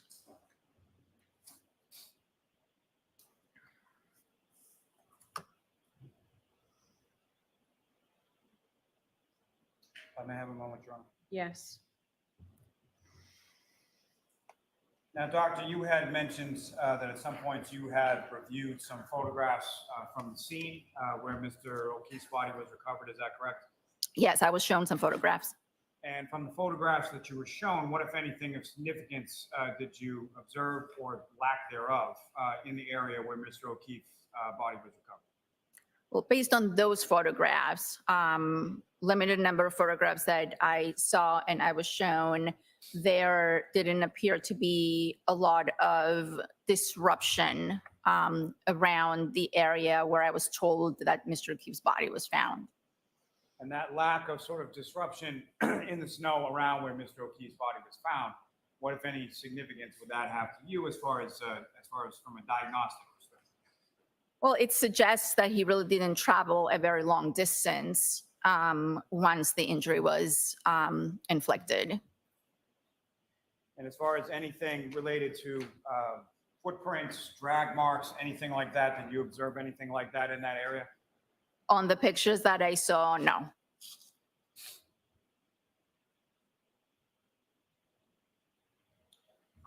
Now, from your extent of your examination of Mr. O'Keefe's body, what, if anything, that you observe that would indicate any sort of altercation or a fight or anything like that Mr. O'Keefe was in? I didn't see any major signs of what I would call a significant altercation. And with regard to that, as far as signs, what are some of the signs, and what would you be expecting to see, and what was lacking as far as your observations of Mr. O'Keefe? I looked at Mr. O'Keefe's hands.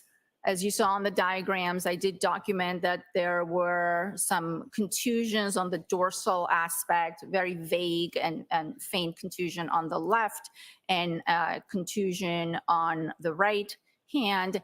That particular contusion has a central little pinpoint mark that may suggest that it was due to attempts to get IV access on his hand. That's a very common place. But I didn't see any bruising on Mr. O'Keefe's knuckles. His nails were intact. I didn't see any breaks on his nails, and I didn't see any fractures or feel any fractures on any of his hands. Now, with respect to the diagrams that were up on the screen before, as well as your observations from internal examination, you observed some fractures to Mr. O'Keefe's ribs, is that correct? Yes, he did have some fractures, I believe, to the 4th and 5th ribs near the sternum. It's a very common location for CPR-associated fractures. And so I believe you just alluded to it right there, but as far as any fractures to Mr. O'Keefe's ribs, what, if any, opinion do you have as to the origination or causality of those rib fractures? As I mentioned, those are very consistent with the resuscitation. We see those quite often. Given the history that I was provided, that extensive resuscitation was attempted, I documented those as most likely due to resuscitation. Now, doctor, with regard to the, just by way of contrast, you talked a bit about the significant impact or the thickness of the skull. How does that relate to the area of the ribs that you're talking about as far as can be fractured in resuscitative efforts? Well, I don't understand the question. Let me rephrase it. What is the difference sort of between the thickness of the bone in the skull versus the thickness of the bone in the ribs? The skull in general is a thicker bone. It requires more force.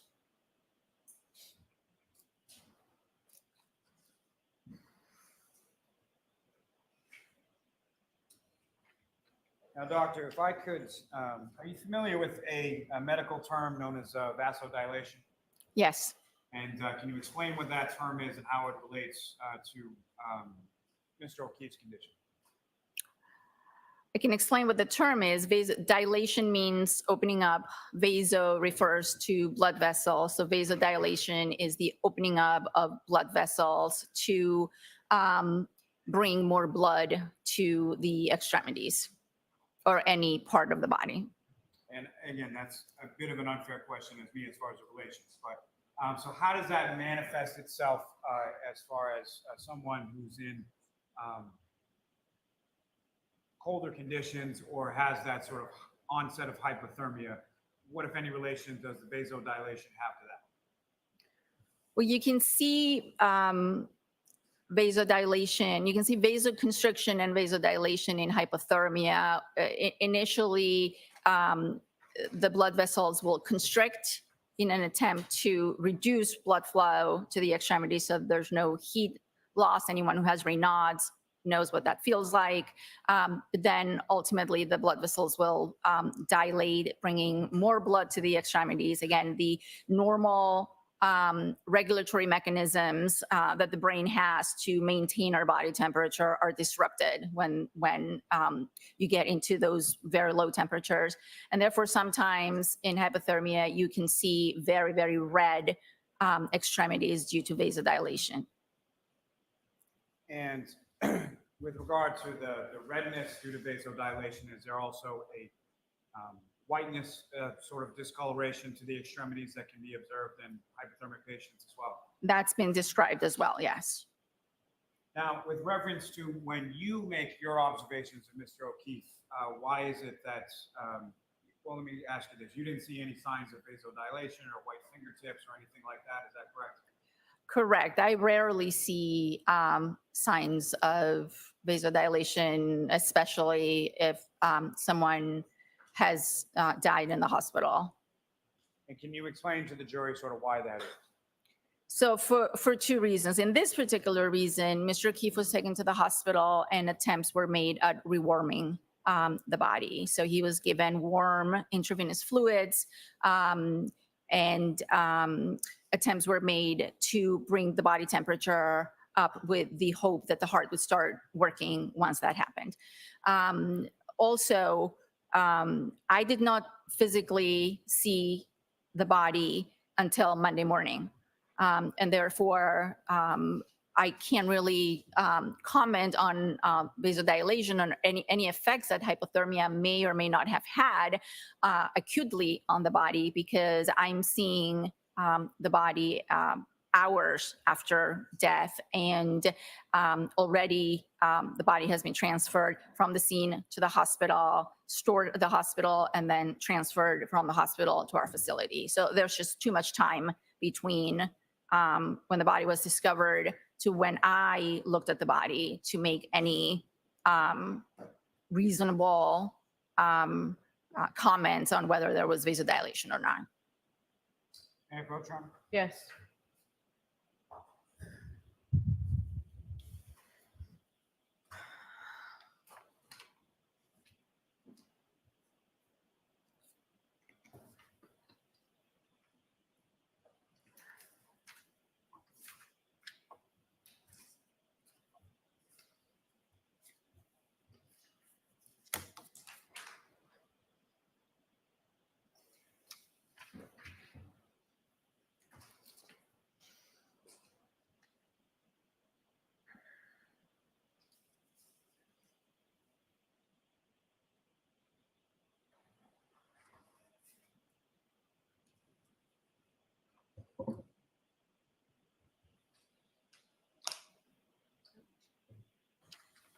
Doctor, I'm showing you a series of 5 photographs. Ask you to review those with Dr. Finish.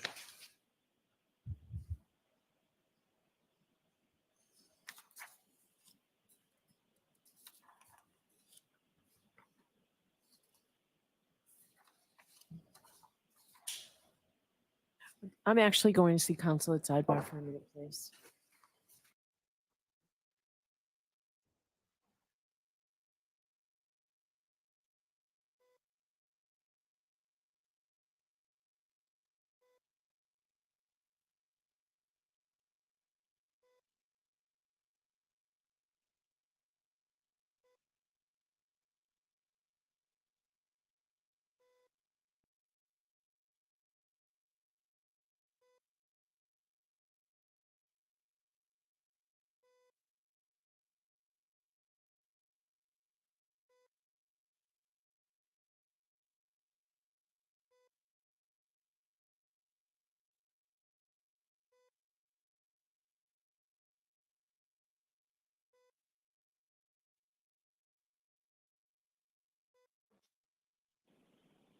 Area, and having looked at the photographs, it makes sense that we break for today, and we'll start fresh with this tomorrow rather than showing these two folks now. So, thank you. So we are going to end for today. We are on track. We are definitely on track for finishing this case next week, partly because of staying all day tomorrow and some of the work we did today, and on Tuesday when you all went home. So please follow the 3 instructions. Do not discuss this case with anyone. Don't do any independent research or investigation into the case. If you happen to see, hear, or read anything about the case, please disregard it and let us know. We'll see you tomorrow. Thank you. Sure, leaving your notebooks on your chairs, take all your belongings. All rise, jury up.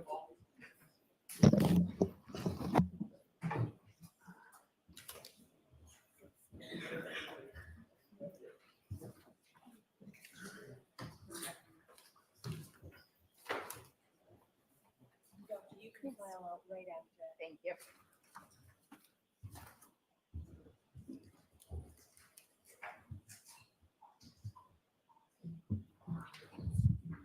Mark. Maybe seated. All right, thank you. It does seem like the appropriate place to stop. Does anybody, so we're still in session? Does anybody need me for anything now? If we could just approach briefly, Okay. just regarding scheduling your. Yeah.